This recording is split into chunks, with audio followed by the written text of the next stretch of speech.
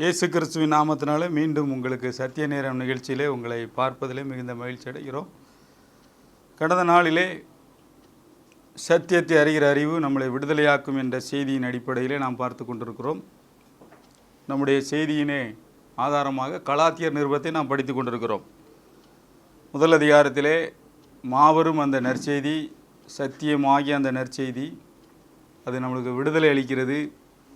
பாவத்திலிருந்து, சாபத்திலிருந்து, வியாதியிலிருந்து, எல்லாவற்றிலிருந்து நம்ம அதை விடுதலையாக்குகிறது என்று பார்த்தோம். 2ஆம் அதிகாரத்திலே அது என்னை நீதிமானாய் மாற்றியிருக்கிறது. அந்த சுவிசேஷம், அந்த சுவிசேஷத்தின் சத்தியம் அது நீதிமானாய் என்னை மாற்றியிருக்கிறது. 3ஆம் அதிகாரத்திலே அந்த சத்தியமாகிய அந்த சுவிசேஷம் அது என்னை அவருடைய பிள்ளையாகவே மாற்றி வைத்திருக்கிறது. அது மாத்திரமல்ல, 4ஆம் அதிகாரத்திலே நாம் படிக்கும்போது இன்றையிலிருந்து நாம் 4ஆம் அதிகாரத்தை பார்க்கிறோம். கலாத்தியர் 4ஆம் அதிகாரம் 6வது வசனம். மிக அதிகமாக நாம் எல்லாரும் தெரிந்த ஒரு வசனம் 4:6. மேலும் நீங்கள் புத்திரராய் இருக்கிறபடியினால் அப்பா பிதாவே என்று கூப்பிடத்தக்கதாக தேவன் தமது குமாரனுடைய ஆவியை உங்கள் இருதயங்களில் அனுப்பினார். அப்பா பிதாவே, அது ஒரு அராமிக் வேர்டு. அப்பா, தமிழ்லையும் அப்படி தான் சொல்கிறோம், அப்பான்னு. அப்போ இந்த சுவிசேஷம் என்னை பிதாவாகிய தேவனை அப்பா பிதாவே என்று கூப்பிட வைத்திருக்கிறது. புத்திர சுவிகாரத்தின் ஆவி, அழகாக போட்டிருக்கு. ஸோ இந்த புத்திரராக இருக்கிறபடியினாலே நீங்கள் அப்பா பிதாவே, அது பார்த்தீங்கன்னா இந்த 1ஆம் அதிகாரத்துலேருந்தே நம்ம அதை பார்க்குறோம். 1ஆம் அதிகாரத்தில் பார்க்குறோம், அவர் விடுதலை அளித்தார் கிருபையினாலேன்னு பார்த்தோம். 2ஆம் அதிகாரத்தில் அவர் என்னை நீதிமானாக்கினார். 3ஆம் அதிகாரத்தில் அவர் என்னுடைய தேவனுடைய புத்திரராய் மாற்றி வச்சிருக்கிறார். 4ஆம் அதிகாரத்தில் அவர் அழகாக சொல்கிறாரு, நீங்கள் புத்திரராய் இருக்கிறபடியினால் அப்பா பிதாவே என்று கூப்பிடத்தக்க தேவன் தமது குமாரனுடைய ஆவியை உங்கள் இருதயங்களில் அனுப்பினார். ஆகையால் இனி நீ அடிமையாயிராமல் புத்திரனாயிருக்கிறாய். நீ புத்திரனே ஆனால் கிறிஸ்து மூலமாய் தேவனுடைய சுதந்திரன். தேவனுடைய சுதந்திரன்னா உடன் உரிமையாளர். நீ தேவனுடைய உரிமையாளர், உடன் உரிமையாளர். இந்த மைண்டுக்குள்ளே நீங்கள் வாங்குங்க, இதை உள்வாங்குங்க அப்படியே இந்த வசனத்தை. நீ ஒரு உரிமையாளன், நீ ஒரு ஓனருப்பா, இந்த யூனிவர்ஸுக்கு சொந்தக்காரரு உங்கள் அப்பா. உங்கள் மைண்டை மாறிடும். அந்த அதிகாரத்தையும் வல்லமையும் ஆண்டவர் கொடுத்திருக்கிறார். இந்த பூமியின் மேலே உள்ள அதிகாரத்தையும் வல்லமையையும் ஆண்டவர் நமக்கு கொடுத்திருக்கிறார். இது தெரியல அப்படின்னா நம்ம அடிமை மாதிரியே தான் வாழ்ந்துகிட்டு இருப்போம். இந்த அதிகாரத்தை ஆண்டவர் எனக்குள்ளே கொடுத்திருக்கிறார். ஈசாக்கு இருக்கான் அப்படின்னா அவன் ஆபிரகாமுக்கு பிள்ளையா பிறந்ததுனால ஆபிரகாமுக்கு என்னதோ அதெல்லாம் அவனுக்கு ஆட்டோமேட்டிக்காக வந்துடும். அவன் ஒரு முயற்சியை எடுக்க வேண்டியில்லை, அவன் வாரிசு. இதே மாதிரி ஆண்டவர், நீங்கள் நல்லா ஞாபகம் வச்சுக்கிடுங்க, என்னை அவர் தம்முடைய பிள்ளையாய் மாற்றினபடினாலே நான் வாரிசாக மாறிட்டேன். எங்கள் அப்பாவுக்கு சொத்து இருக்குது, இந்த பூமி இதில் உள்ள எல்லாம் எனக்குரியது, இந்த வல்லமை பவர் எல்லாம் எனக்குரியது. நீங்கள் அந்த வசனத்தை படித்தா நீங்கள் நல்லா அதை தெரிஞ்சுக்கிடலாம். லூக்கா எழுதின சுவிசேஷம் 10ஆம் அதிகாரம், கண்டிப்பாக இந்த வசனத்தை எடுத்து பாருங்கள்.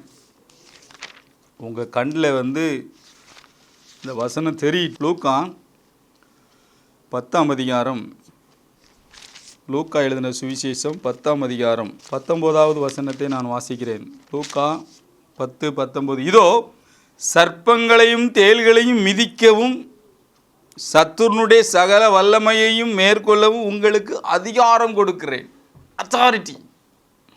ஒன்றும் உங்களை சேதப்படுத்தாது. இதுக்கு மேலே என்ன வேணும்? இந்த மாபெரும் நற்செய்தி, அதான் நம்ம பார்த்துட்டோம். பேக்கேஜ், அது எனக்கு அதிகாரத்தை கொடுத்திருக்கிறது, அது எனக்கு வல்லமையை கொடுத்திருக்கிறது. எல்லாவற்றிற்கு மேலாக எனக்குள்ள ஒரு அத்தாரிட்டி. அதை பேசினால் அது நடந்துவிடும். அதனால தான் ஆண்டவர் சொன்னார், ஆதாம் அதை மிஸ் பண்ணிட்டாப்பா, நான் அதை மிஸ் பண்ணல, நான் ஜெயிச்சிட்டேன் அடிப்பார். நீங்கள் மத்தேயு 28:19 படிச்சீங்கன்னா, வானத்திலும் பூமியிலும் சகல அதிகாரம் எனக்கு கொடுக்கப்பட்டிருக்கு. ஆகையால் நீங்கள், என்னென்னா அவர் இப்போ எனக்குள்ளே பிழைத்திருக்கிறார், எனக்குள்ளே இருக்கார் இயேசு கிறிஸ்து. அப்போ அதே அத்தாரிட்டி அதே வல்லமை எனக்குள்ளே ட்ரான்ஸ்ஃபர் ஆகிட்டு, பண்டை மாற்று எக்ஸ்சேஞ்ச் ஆகிட்டு. அவர் என்னுடைய எல்லா பாவத்தையும் எடுத்து விட்டு அவருடைய எல்லா காரியத்தையும் எனக்குள்ளே ட்ரான்ஸ்ஃபர் பண்ணியிருக்காரு, எக்ஸ்சேஞ்ச். இதுதான் மாபெரும் நற்செய்தி. இதில் எதையுமே சேர்க்கக்கூடாதுன்னு தான் அந்த கலாத்தியத்தில் அவர் எழுதி கொண்டே இருக்கிறார். இது அவ்வளோத்தையும் நமக்கு கொடுத்துருக்கிறார். எதன் மூலம் கொடுக்குறாரு, எது எப்படி இதை செயல்படுத்துறது, அது ஒரு வசனம் படித்தா உங்களுக்கு கிளாரிட்டியாக இருக்கும். இன்னையிலேருந்து உங்கள் லைஃப் அதிரடியாக மாறிடும், மாறிவிட்டது இயேசுவின் நாமத்தினாலே. நீதிமொழிகள் 18ஆம் அதிகாரம் 21வது வசனம். நீதிமொழிகள் 18:21. மரணமும் ஜீவனும் நாவின் அதிகாரத்தில் இருக்கும். நல்லா தெரிஞ்சுக்கிடுங்க. மரணமும் ஜீவனும் நாவின் அதிகாரத்தில் இருக்கும். அதில் பிரியப்படுகிறவர்கள் அதன் கனியை புசிப்பார்கள். நல்லா நீங்கள் ஞாபகம் வச்சுக்கிடுங்க. மரணமும் ஜீவனும் நாவின் அதிகாரம் எல்லாமே இந்த நாக்கில் தான் ஆண்டவர் வச்சிருக்கிறார். இந்த சிந்தனையை மறுரூபமாக்குறோம். இயேசு எனக்காக மரித்தார், என் வியாதியை போக்கிட்டாரு, எல்லா சாபத்தையும் போக்கிட்டாரு. நம்ம எதை திங்க் பண்ணுறோமோ, நம்முடைய நினைவு எப்படியோ அப்படி தான் நம்முடைய வார்த்தை இருக்கும். நான் ஆசீர்வதிக்கப்பட்டவன், நான் தேவனுடைய பிள்ளை, நான் மறுரூபமாக்கப்பட்டவன், நான் பரத்துக்குரியவன், நான் இந்த பூமியிலே வாழ பிறந்தவன். இந்த மைண்டு சேஞ்ச் ஆக ஆக ஆக அந்த காரியம் அப்படியே டிரான்ஸ்ஃபர் ஆகி நம்முடைய வார்த்தை வல்லமை உள்ளதாக மாற ஆரம்பிக்கிறது. ஸோ அதனால் நம்ம பேசுகிற விதத்தை குறித்து ரொம்ப ஜாக்கிரதையாக இருக்கணும். அங்கே போட்டிருக்கு, மரணமும் ஜீவனும் நாவின் அதிகாரத்தில் இருக்கு. அதிலே பிரியப்படுகிறவர்கள் அதன் கனியை புசிப்பார்கள். அப்போ சுவிசேஷம் என்னை அப்பா பிதாவே என்று கூப்பிட வச்சுட்டு, அவர் எனக்கு டேடி, அவருடைய அன்பு மாறாது, அவர் என்னை நேசிக்கிறார். ஸ்டில் இந்த இளையகுமாரன் கதையில் நம்ம தான் பார்க்குறோம். அதுக்கு பேர் கெட்ட குமாரன் கதை இல்லை, நல்ல தகப்பன் கதை. மாற்றிடுங்க அண்ணிலிருந்து. அந்த நல்ல தகப்பன் என்ன செய்கிறாருன்னா, அன்கண்டிஷனல் லவ். அவன் எவ்வளவு தூரம் விலகி போனாலும் அவனை நேசித்து கூட, என்னைக்கு அவன் மனம் திரும்புகிறானோ ஆட்டோமேட்டிக்காக அவர் மாறவே இல்லை. நான் கர்த்தர் மாறாதவர், அவர் மாறவே இல்லை. நாம் தான் அவரை விட்டு பிரிகிறோம். அப்புறம் உணர்வடையும் போது திரும்ப வரோம், அவர் உடனே ஏற்றுக்கொள்கிறார். Unconditional love. இந்த அன்பை நினச்சிச்சின்னா அந்த அன்பு ஒரு பெரிய பொக்கிஷம் மாதிரி. நினைக்க நினைக்க நம்ம கண்ணிலேருந்து கண்ணீர் தான் வரும். எனக்கு அவர் தகப்பனாக இருக்கார், எனக்கு ஒரு வேலை தரமாட்டாரா, அவர் எனக்கு தகப்பனாக இருக்கார், எனக்கு ஒரு திருமண காரியத்தை அவர் முன்னின்று நடத்த மாட்டாரா, அவர் எனக்கு தகப்பனாக இருக்கிறார், என்னுடைய எல்லா கடன்களையும் அடைக்க மாட்டாரா, அவர் என்னுடைய தகப்பனாக இருக்கிறாரு. ஒரு பிள்ளை இருக்குது அப்படின்னா அது வியாதியாக இருக்கிறது எந்த தகப்பனுக்கும் பிரியமாகவே இருக்காது. முதல்ல இந்த மைண்டை உங்களுக்குள்ள செலுத்துங்க.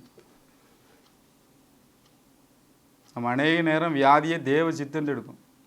எவ்வளோ முட்டாள்தனமானு பாருங்கள். தவறான மதம் இதை நம்மளுக்கு போதித்து வைத்திருக்கிறது. ஆதி ஆகமத்திலிருந்து வெளிப்படுத்தல் வரை தேவன் யாருக்கும் வியாதி கொடுப்பவர் அல்ல, தேவன் யாரையும் தண்டிக்கிறவர் அல்ல, வியாதியின் மரணப்படுக்கையை யாரும் அனுமதிப்பதில்லை. அவர் இயேசு கிறிஸ்துவாக இந்த பூமிக்கு வந்தபோது அவர்தான் தேவனின் தற்சொரூபம், தேவனின் தன்மையை உடையவர். அவர் இந்த பூமிக்கு அவர் வந்து நன்மை செய்கிறவாக சுற்றி திரிந்து கொண்டிருந்த போது ஒரு நபரை கூட அவர் வியாதியாக இருக்கும்படி அனுப்பவே இல்லை. யாரெல்லாம் அவரிடம் வந்தார்களோ 17 இடத்துல இருக்குது பைபிளில், எல்லாரையும் குணமாக்கினார், எல்லாரையும் சுகமாக்கினார், எல்லாரையும் அவர் சுகமாக்கினார் என்று தான் பார்க்கிறோம். இதுதான் தேவனுடைய பிம்பம், தேவனுடைய பிரதிபலிப்பு, தேவனுடைய அச்சுக்கோப்பு, அச்சு பதிவு இயேசு கிறிஸ்து. பிதா என்ன சொல்லுகிறாரோ அதைத்தான் நான் செய்கிறேன். அப்போ நாம் நலமாயிருப்பது, நாம் சுகமாயிருப்பது தேவனுடைய சித்தம். இதை முதல்ல மைண்டில் எடுங்க. நம்மளை திருடுறது கொல்றதுலாம் பிசாசோட வேலை. அதை எதையும் மிங்கிள் பண்ணாதங்க. தேவன் கிருபை உள்ளவர், அவர் நன்மை செய்கிறவராகவே இருக்கிறார். அவர் நல்லவராகவே இருக்கிறார். அவரை குறித்து அதான் சொன்னேன்ல, தேவனை அறிகிற அறிவு தான் நம்மளை டெவலப் ஆகும். எல்லா விஷயத்திலையும் நமக்கு ஒரு நல்ல தகப்பன் இருக்கிறார். அந்த நல்ல தகப்பன் கதையில் நம்ம அதை தான் பார்க்குறோம். அவருக்குரியதெல்லாம் எனக்குரியது, நான் உடன் சுதந்திரவாளி. சுவிசேஷம் அப்படின்னா அது என்னை மாற்றி வைத்திருக்கிறது. தேவனுடைய சுதந்திரவாளியாய் மாற்றியிருக்கிறது. எனக்கு ஒரு அதிகாரம் இருக்கிறது, ஒரு வல்லமை இருக்கிறது. அது நாவிலே நான் பயன்படுத்த வேண்டும். அது மாத்திரமல்ல, அந்த அத்தாரிட்டியை நான் பயன்படுத்தும் போது எல்லாமே அது நடக்கும். ஏனென்றால் நான் ஆண்டவருடைய பிள்ளை. இந்திய நாட்டிற்கு ரெப்ரஸன்டேட்டிவாக ஒருத்தர் அங்கே போகும்போது வெளிநாடுகளுக்கு, அவர் இந்திய நாட்டில் என்னதோ அதை தன்னுடைய வார்த்தையினால சொல்வார். அதே மாதிரி தேவனுடைய காரியங்களை சொல்லும்படி நாம் அழைக்கப்பட்டது மாத்திரமல்ல, அந்த அத்தாரிட்டியை நமக்கு கொடுத்திருக்கிறார். எனவே ஒரு வியாதியையோ அல்லது ஒரு பலவீனமோ அல்லது ஒரு பிரச்சனையோ பார்த்து நீங்கள் பேச பழக வேண்டும். நம்ம பொதுவாக என்ன செய்கிறோன்னா, பிரச்சனைகளுக்காக ஜெபித்தே பழகியிருக்கோம். ஆனால் இங்கே ஒரு வசனத்தை பாருங்கள், பிரச்சனைகளை நாம் என்ன செய்ய வேண்டும் என்றால் பார்த்து பேச வேண்டும். நீங்கள் என்னோடு திருப்பிக் கொள்ளுங்கள். மார்க் எழுதின சுவிசேஷம், மார்க்கு. இந்த வசனங்களெல்லாம் நீங்கள் படிக்கும்போது உங்கள் லைஃப்பை அப்படியே அது சேஞ்ச் ஆகும். கொஞ்சம் கொஞ்சமாக சேஞ்ச் ஆகிக்கிறோம். மார்க்கு 11:23 22 படிக்கேன். இயேசு அவர்களை நோக்கி, தேவனிடத்திலே விசுவாசம் உள்ளவர்களாயிருங்கள். எவனாயிலும் இந்த மலையை பார்த்து நீ பெயர்ந்து சமுத்திரத்திலே தள்ளுண்டு போ என்று சொல்லி தான் சொன்னபடியே நடக்கும் என்று தன் இருதயத்திலே சந்தேகப்படாமல் விசுவாசித்தால் அவன் சொன்னபடியே ஆகும் என்று மெய்யாகவே உங்களுக்கு சொல்லுகிறேன். ஆதலால் நீங்கள் ஜெபம் பண்ணும்போது எவைகளை கேட்டுக்கொள்வீர்களோ அவைகளை பெற்றுக்கொள்வோம் என்று விசுவாசியுங்கள், அப்பொழுது அவைகள் உங்களுக்கு உண்டாகும் என்று சொல்லுகிறேன்.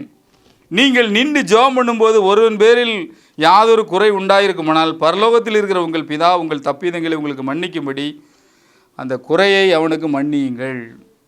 இங்கே நாம் ஆன்சர்டு ப்ரேயர்னுடைய கான்செப்டை பார்க்குறோம். என்ன செய்யணுமா? பேசணும். பேசுகிறது மாத்திரமல்ல, விசுவாசிக்கணும். விசுவாசிக்கிறது மாத்திரமல்ல, இன்டர்னலாக சரி பண்ணு அப்படிங்கிறார். அதாவது உள்புறம் ஒரு கசப்பு இருக்க முடியாது. இந்த மூணையும் கரெக்ட் பண்ணால் உனக்கு சடக்குன்னு எல்லாம் நடந்துடும் அப்படிங்கிற ஆண்டவர். அநேக நேரம் நம்முடைய பிரச்சனைகளுக்கு காரணம் ஆண்டவரே கிடையாது, பிசாசும் கிடையாது. நிறைய நேரம் பிரச்சனைக்கு நாம தான் காரணம். நீங்கள் தேவ சமூகத்தில் உட்கார்ந்து யார் மீதாவது கசப்பு இருக்கிறதா, யார் மீது எனக்கு ஒரு மன்னிக்காத தன்மை இருக்கிறதா என்று நாம் மைண்டே சொல்லிடும். யாரையாவது பார்க்கும்போது அப்படியே பொசு பொசுன்னு வர்றது. அதை நீங்கள் என்ன செய்யணும் அப்படின்னா, திரும்பி அங்கே தான் போகணும், கல்வாரி. அந்த கிருபையை எண்ணணும். இந்த கல்வாரியில் எல்லாரும் அவரை புறக்கணிச்சாங்க, எல்லாரும் அவரை துப்புனாங்க, வேண்டாண்டு ஒதுக்குனாங்க, அசட்டை பண்ணினார்கள். ஆனால் அவர் மரத்தில் ஏறி, சிலுவை மரத்தில் ஏறி, பிதாவே இவர்களை மன்னி அப்படி. இப்போ இதுதான் நம்ம சுவிசேஷத்தின் அதை மைய கருத்து.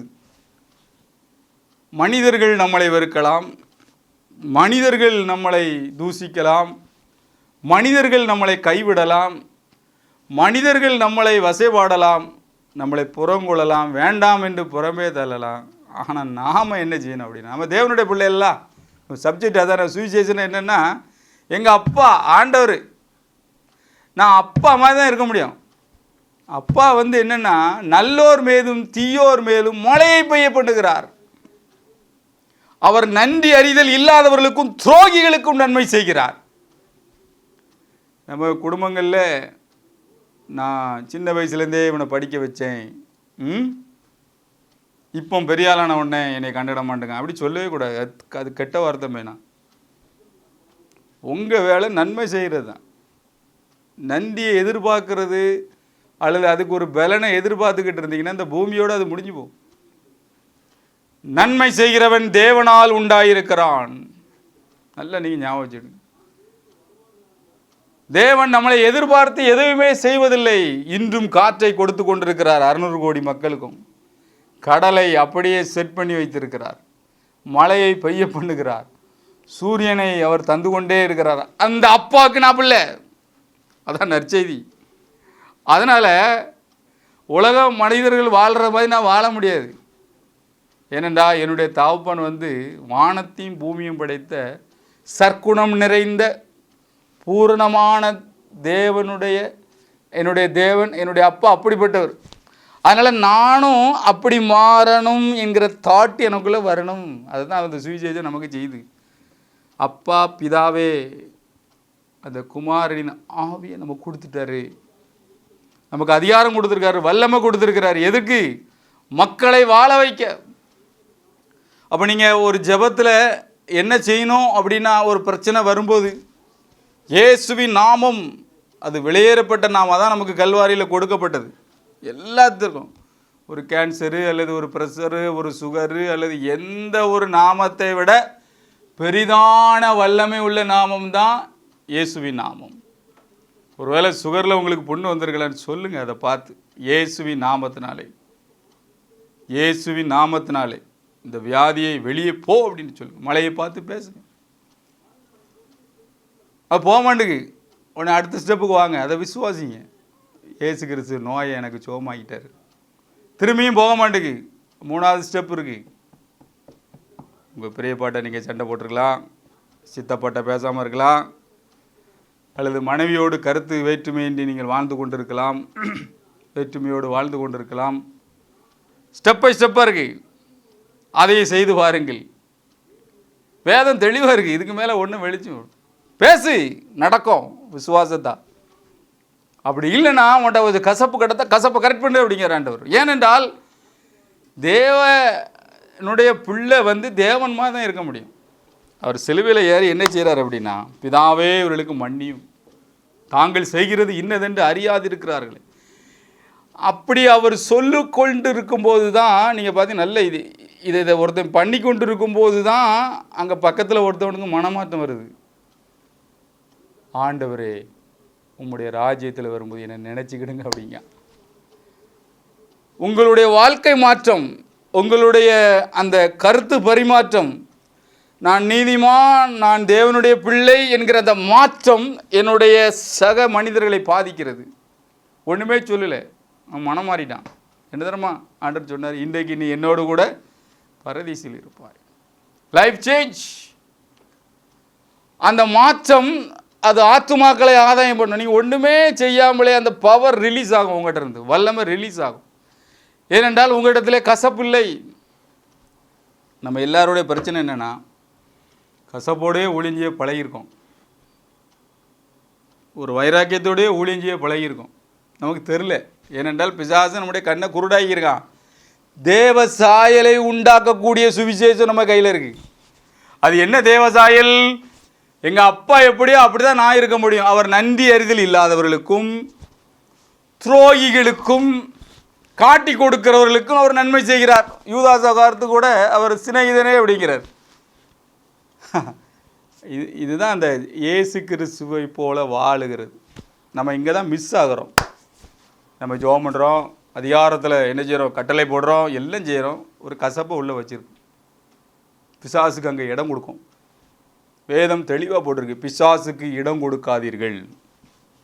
அந்த இடத்த நான் எடுத்து படிக்கணும்னு விரும்புகிறேன், நீங்கள் என்னோடு திருப்பிக் கொள்ளுங்கள். எபேசியர் 4ஆம் அதிகாரம். அந்த கான்டெக்சுவலில் பைபிள் படித்தா ரொம்ப இன்ட்ரெஸ்டிங்காக இருக்கும். எபேசியர் 4ஆம் அதிகாரம் நீங்கள் பார்த்தீங்கன்னா 27ஆம் வசனத்தில் போட்டிருக்கு, பிசாசுக்கு இடம் கொடாமலும் இருங்கள். ஆக்சுவலாக அதுக்கு மேலே உள்ள என்ன வசனம் போட்டிருக்கு அப்படின்னா, நீங்கள் கோபம் கொண்டாலும் பாவம் செய்யாதிருங்கள், செமிகோலன், சூரியன் மறைவதற்கு முன்பாக உங்கள் எரிச்சல் தனியே கிடவது. ஃபுல் ஸ்டாப் கிடையாது, அங்கேயும் செமிகோலன். உங்கள் எரிச்சல், கோபம், டென்ஷன் எல்லாமே சாயங்காலம் தொடருது அப்படின்னா ஆட்டோமேட்டிக்காக உள்ள ஒருத்தன் வாரான், அவனுக்கு பேர் பிசாசு. பிசாசோட கேரக்டர் 2 நல்லா ஞாபகம் வச்சுடுங்க. 1 குற்றம் கண்டுபிடிக்கிறது, 2வது குறை சொல்கிறது, ஓயாமல் இரவும் பகலும் குற்றம் சாட்டுகிறவன். நீங்கள் இதை செஞ்சுக்கிட்டு இருப்பீங்க, உங்களுக்கே தெரியாது. ஈஸியாக கண்டுபிடிச்சிடலாம். யாராவது இப்படி பிசாசினால் பிடிக்கப்பட்டது நான் கண்டுபிடிச்சிடுவேன், அழகாக கண்டுபிடிப்பேன். 10 நிமிஷம் பேசினாலே அவர் சுவிசேஷத்தின் வல்லமை ரிலீஸ் ஆகுதா அல்லது பிசாசோட வல்லமை ரிலீஸ் ஆகுதான்னு கண்டுபிடிச்சிடலாம். நீங்கள் 10 நிமிஷம் பேசும்போதே இந்த பிசாசோட கேரக்டர் குறை சொல்கிறது, குற்றம் கண்டுபிடிக்கிறது, வீட்லேயும் தான் பிரச்சனை. ஆனால் மாறாக இதை விட்டுட்டோம் அப்படின்னா, நீங்கள் இதை சரிப்படுத்தலை அப்படின்னா உள்ளே நுழைஞ்சிடும். உள்ளே நுழைஞ்சவொடனே அடுத்தாப்பில் போட்டிருக்கு 29 கெட்ட வார்த்தை வரும். அதுக்கப்புறம் என்ன போட்டிருக்குன்னா 31 சகல விதமான கசப்பு, கோபம், எரிச்சல் எல்லாம் இருக்குது. இதில் கூத்து என்னென்னா அதுக்கு முந்தின வசனத்தில் போட்டிருக்கு 30ஆம் வசனம், நீங்கள் மீட்கப்படும் நாளுக்கு என்று முத்திரையாக பெற்ற பரிசுத்த ஆவியை துக்கப்படுத்தாதீர்கள். அப்போ உள்ள அபிஷேகமும் இருக்குது, ஆவியானவரும் இருக்கார் உள்ள. அவர் நம்ம ஆவியில் இருந்து ஆத்மாவில் கடந்து போராடுறாரு. என்ன போராடுறாரு? ஐயோ மன்னிக்குங்கும் போது நாம் எப்படி மன்னிக்க முடியும்? அப்படி ஒரு ஸ்கிரிப்ட் கொடுக்க விடக்கூடாது. அங்கே பார்த்தீங்கன்னா இது அவ்வளோத்துக்கும் சொல்யூஷன் அங்கே கொடுத்துருந்தார் 32. ஒருவருக்கு ஒருவர் தயவாயும் மன உருக்கமாயும் இருந்து கிறிஸ்துவுக்குள் தேவன் உங்களுக்கு மன்னித்தது போல நீங்களும் ஒருவருக்கு ஒருவர் மன்னியுங்கள். ஒன்றுமே எதிர்பார்க்கலை கிறிஸ்து. ஏறாவது வந்து ஒப்புரவாகணும், ஏறாவது ஏண்ட வந்து ஒரு அப்ளிகேஷன், டோட்டலாக மேலேருந்து ஒரு அடி அடிச்சு விட்டார் பாருங்க. Complete cure. தேவன் இப்படிப்பட்ட காரியத்தை நமக்குள்ளே செயலாட்டுகிறார். இதைத்தான் சுவிசேஷம் செய்கிறது. சில நேரம் அது நமக்குள்ளே செயல்படாதபடி இந்த பிரபஞ்சத்தின் தேவனானவன் நம்முடைய மனதை குருடாக்கி இருக்கிறான். இயேசுவின் நாமத்தினாலே இந்த நாளிலே உங்களுடைய குருட்டு கண்கள் திறக்கப்படுவதாக. ஒரு கிறிஸ்தவன், ஒரு தேவனுடைய பிள்ளை, யார்கிட்டையும் அவன் சண்டை போட முடியாது, அவன் கசப்பாக இருக்க முடியாது, அவன் மேலே நிறைய பேர் இருக்கலாம். ஆனால் இயேசு கிறிஸ்து யார்கிட்டையும் கசப்பாக இருக்கல. அதே மாதிரி தான் நீங்கள் இருக்க முடியும். அவர் நடந்தபடியே நாமும் நடக்க வேண்டும். அவன் மேலே பிளாத்து கோவப்படலாம், ஏறாவது கோவப்படலாம், ஈவன் யூதாசு காட்டி கொடுக்கலாம், பேதுரு மறுதளிக்கலாம். ஆனால் இயேசு அப்படியே தேவ சாயலில் இருந்தார்.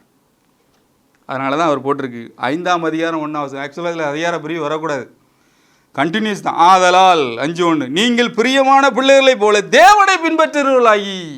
பார்த்தீங்களா? You follow Christ. இல்லை, அங்கே போட்டிருக்கு காட்.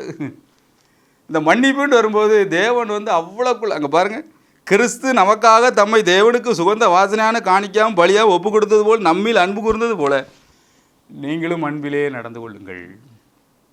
எவ்வளோ கிளாரிட்டியாக இருக்குது பைபிள். இதுக்கு மேலே விளக்கமே கொடுக்க முடியாது, கொடுக்க தேவையில்லை. பிரியமானவர்களே, ஆவியானவர் உங்களோடு தெளிவாக பேசுகிறார். தெளிவாக. சுவிசேஷம் என்பது அப்பா பிதாவே என்று என்னை கூப்பிட வைத்திருக்கிறது. எனக்கு ஒரு அப்பா இருக்கார் பரலோகத்தில். என்னுடைய தேவையை இந்த பூமியில் அவர் நிவர்த்தி பண்ணுகிறார். எனக்குள்ளே அவருடைய ஆவியானவர் இருக்கிறார். அப்பாக்குரியதெல்லாம் எனக்குரியது. எவ்வளோ பெரிய சத்தியம் பாருங்க இது. நான் வாரிசு. பிசாசு உங்கள் கண்ணை குருடாக்கி வச்சது இயேசு கிறிஸ்து நாமத்தினால இன்னைக்கு திறந்து விட்டபடினாலே சுத்திரம் உண்டாவதா. நீங்கள் அவருக்கு வாரிசு. வாரிசு சர்டிஃபிகேட் எங்கே இருக்குது? பைபிளில் இருக்குது. யோவான் 1:12 போட்டிருக்கு. யாரெல்லாம் இயேசு கிறிஸ்துவை ஏற்றுக்கொண்டார்களோ அவள் எல்லாரும் தேவனுடைய பிள்ளைகள். கலாத்தியரில் போட்டிருக்கு, விசுவாசத்தினாலே நாம் தேவனுடைய புத்திரராக இருக்கிறோம். இப்போ இந்த 4ஆம் அதிகாரத்தில் படிக்கிறோம். என்ன படிக்கும்? 6ஆம் வசனத்தில் அப்பா பிதாவேங்கிற அந்த ஆவியை ஆவியில் வச்சுட்டார். அந்த அதிகாரத்தை கொடுத்துருக்கிறார். அதனால் அந்த நாக்கு கரெக்டாக பயன்படுத்தணும். தேவையில்லாத காரியங்களை பேசக்கூடாது. ஏனென்றால் நாக்கு வந்து ஒரு மெடிசின், ஒரு மாத்திரை மாதிரி. அது ஒரு ஔஷதம். யாரையாவது பார்த்து இயேசுவின் நாமத்தினாலே இந்த புண்ணு ஆறட்டுங்கும் போது அந்த வார்த்தை வல்லமை அவனை ரிலீஸ் பண்ணுது. அப்போ அந்த நாக்கை நான் பத்திரமா பாதுகாக்கணும். ஒவ்வொரு கிறிஸ்தவனும் ஒவ்வொரு தேவ பிள்ளையினுடைய பொறுப்பு அது. பொறுப்பு அது. நாக்கு ரொம்ப ரொம்ப முக்கியம். அவிசுவாசமான வார்த்தைகளை தவிர்க்க வேண்டும், பேசவே கூடாது. விசுவாச காரியங்களை பேசுங்க. இயேசு கிறிஸ்து அப்படி தான் பேசினார். எல்லா இடத்துலையும் பாருங்கள், அவருடைய வார்த்தையை கேட்டது எல்லாருக்குமே ரொம்ப ஆச்சரியமாக இருக்குது. நம்முடைய வாழ்க்கையிலே வார்த்தை மிக மிக கவனம். அநேக நேரங்களில் இந்த நாவினாலே நாம் என்ன செஞ்சுருந்தோம் அப்படின்னா நம்முடைய காரியங்கள் எல்லாவற்றையும் தடை செய்து விடுதோம். ஆண்டவர் இந்த பூமியில் உள்ள எல்லாத்தையும் நமக்கு தான் ஹேண்ட் ஓவர் பண்ணியிருக்காரு. நமக்கு தான் அதிகாரம் கொடுத்துருக்கிறார். நம்ம தான் எழுந்து அதை செயலாற்ற வேண்டும். எனவே பிரச்சனைகளை குறித்து பேசுங்கள். இயேசுவின் நாமத்தில் மறையட்டுன்னு சொல்லுங்கள், தடை விலகட்டுன்னு சொல்லுங்கள். ஜெபம் பண்ணும்போது அதை நான் பெற்றுக்கொள்வேன் என்று விசுவாசியுங்கள். எந்த ஜெபத்திலையும் அப்படி செய்யணுங்க. நான் இப்படி ஜெபம் பண்ண போகிறேன், எனக்கு அது கிடைக்கும், உள்ள கசப்பு இருக்கக்கூடாது. ஏனென்றால் நான் பின்பற்றுகிறவர் அல்லது நான் ஆண்டவருக்கு பிள்ளை, அவனுடைய தகப்பனாக இருக்கிறார். தேவனுடைய சாயலை உண்டாக்கக்கூடிய சுவிசேஷம் அது. இந்த சுவிசேஷத்தை நாம் தெளிவாக தெரிந்து கொள்ள வேண்டும். இந்த கலாத்தியரில் ரொம்ப அருமையாக அவர் எழுதுகிறார். பிரியமானவர்களே, நம்முடைய நாக்கை நாம் தேவ சமூகத்திலே ஒப்பு கொடுப்போம்.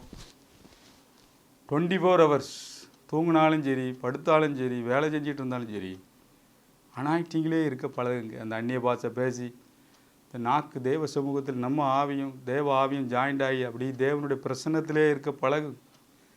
யாருக்காவது ஒரு பிரச்சனைக்கும் போது அப்போ தான் உங்களுக்கு அந்த பவர், அந்த அதிகாரத்தை நீங்கள் யூஸ் பண்ண முடியும். ஆண்டவர் அப்படிப்பட்ட கிருபைகளை இந்த நாளிலிருந்து உங்களுக்கு கொடுத்து விட்டார். தலைகளை தாழ்த்தி நாம் ஜெபிப்போம். மகாபரிய தெய்வமே, எங்கள் தகப்பனே, நாங்கள் உம்முடைய சொந்த பிள்ளைகளாய் சுவிசேஷத்தினாலே மாறியிருக்கிறோம். கிறிஸ்து செய்த ஒரே தரம் பலியினாலே நாங்கள் மாற்றப்பட்டிருக்கிறோமே ஆண்டவரே. எவ்வளோ பெரிய ஒரு ஈவு, எவ்வளோ பெரிய நற்செய்தி ஆண்டவரே. நான் ஓனர் ஆண்டவரே இந்த பூமிக்கு.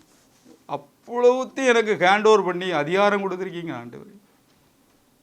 வியாதியின் மீது, பிரச்சனைகளின் மீது பவர் ஓவர், எங்களுக்கு எல்லா வல்லமையும் கொடுத்து விட்டீங்க ஆண்டவரே. பரிசுத்த ஆவி உங்களிடத்தில் வரும்போது நீங்கள் பலனடை அந்த பவர் இப்பொழுதே எங்களுக்குள்ளே கிரியை செய்கிறபடினாலே நன்றி ஆண்டவரே. இதை பார்த்து கேட்டுக்கொண்டிருக்கிற ஒவ்வொருவர் மீது உங்களுடைய வல்லமை தொடுகிறபடினாலே நன்றி ஆண்டவரே. வியாதி போய்விட்டபடினாலே நன்றி ஆண்டவரே. பாவத்திலிருந்து விடுதலையாகிவிட்டபடினாலே நன்றி ஆண்டவரே. விசுவாசம் ஆண்டவரே அதை உண்டாக்கப்பட்டபடினாலே நன்றி ஆண்டவரே. உடைய வார்த்தையிலே ஜீவன் உண்டு ஆண்டவரே. நாவை ஆண்டவரே ஔஷதமாய் இன்னிலிருந்து மாற்றி விட்டீர். நன்றி ஆண்டவரே. உடைய கருத்துக்குள்ளே ஒப்பு கொடுக்கிறோம். இயேசு கிறிஸ்து மூலம் வேண்டுகிறோம் நல்ல பிதாவே. ஆமேன், ஆமேன்.